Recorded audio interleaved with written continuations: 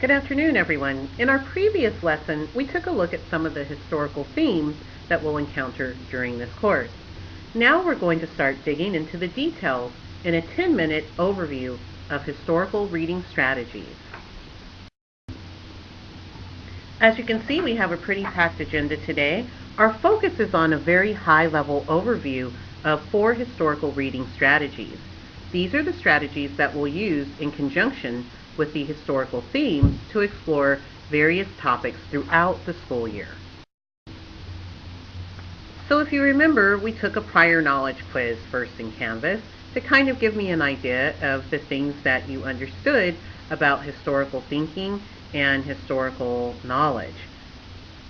Our first question, history is a single story to be committed to memory. Definitely false. There are multiple stories and multiple perspectives. We also know that historical artifacts are things from the past that are relevant to life today. Historical texts never speak for themselves, right? There's always an interpreter, and there's always tools that historians use to interpret the artifacts and the texts that they encounter. And finally, historical thinking is most definitely a skill that can be learned and practiced, and we're going to be doing that this year together.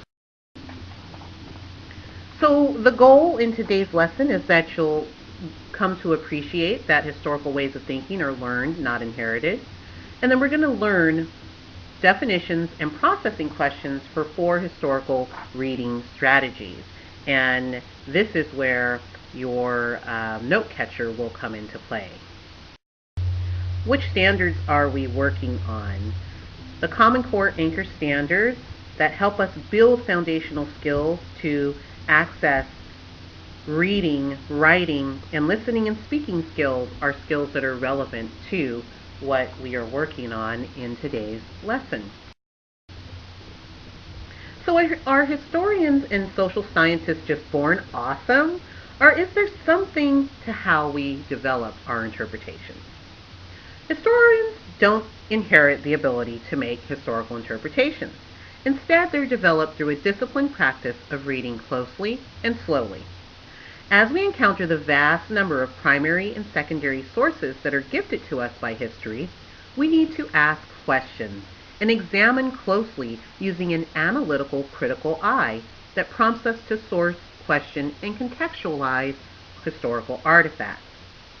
Because history is not a single story we need to commit to memory, but it involves multiple perspectives that are influenced by a variety of factors, it's important that we analyze and synthesize multiple sources on a subject. The 4 historical reading strategies are important items in our toolbox that will help us. The reading strategies are not steps that are done linearly or neatly. Instead, these are processes that may be running simultaneously or independently as we engage with an artifact. So sometimes you might be using background knowledge to explore the causes, or your background knowledge may inform your reading of the silences in ways that your peers may not have access to, which is why it's so valuable to engage in collaborative and dialogical practices, and this is why I say historical reading is best done with friends. So in the next slides, I'll be highlighting each strategy, the definition, and specific actions that historians take when using a strategy.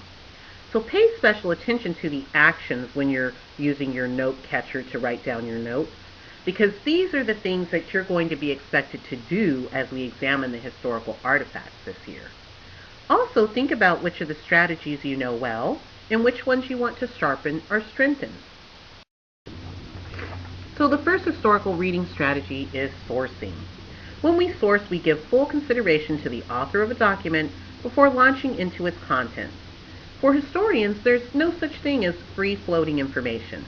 Historical texts are written by people in particular settings. Therefore, before we can consider what a text says, we have to know all about who says it. So to source, historians ask themselves questions like, who's the author here? And what's their expertise? And what's their position in society? Right? Those are some of the questions that historians may ask, and there are others on your note catcher. Using background knowledge is our second historical reading strategy. to use historical information and knowledge to appreciate and understand the significance of historical artifacts. Remember, artifacts can be anything: documents, relics, videos, anything humans have made. So when you approach or read a historical artifact, you ask yourself, what knowledge can I bring to this artifact to help me to understand it?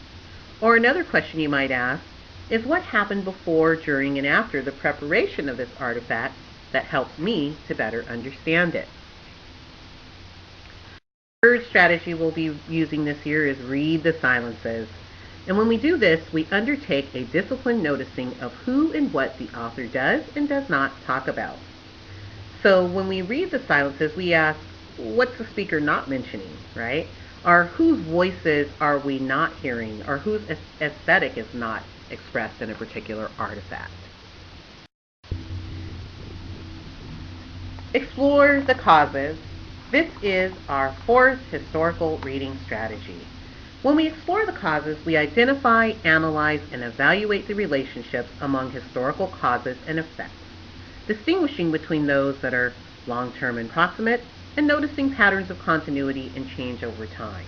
So when we start to compare causes and effects, including between short and long-term effects, we're looking at exploring the causes.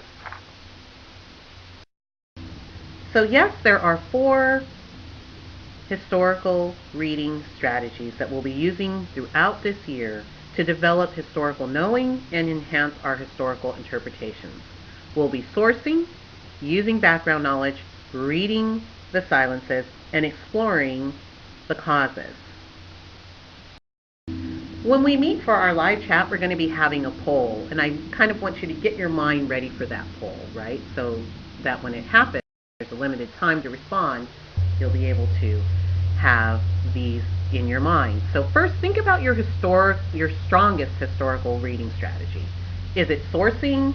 Is it using background knowledge? Is it reading the silences? Or exploring the causes? And then think about which one you want to sharpen the most this year, right? We're all coming in with certain strategies that we're very good at and some that we want to sharpen and become better at. So have those ready for the poll when we meet for our live chat later this week.